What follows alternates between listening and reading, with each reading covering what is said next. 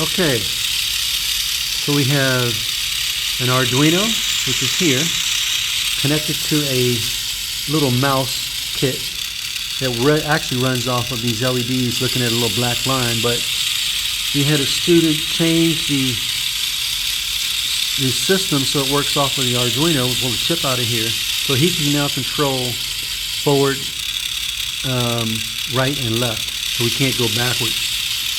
So if we look close, you can see the middle LED is saying it's going forward, which means both motors are running. Then we're going, I guess, right, and then back to left, which turns on the motors independently. You can see that happening here.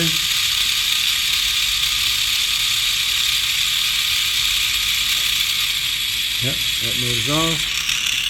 That one turns off. And they both turn on. And instead of using the batteries at the moment, which you can, use the power supply, set the 6 volts around that. It takes 4 batteries.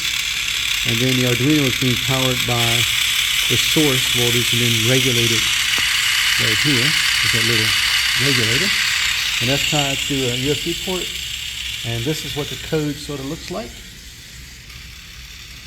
So we set some output pins, the modes. We now are controlling direction. There's, forward. Then you move to the left and then to the right. You put a few delays in between to test all the functions. Okay.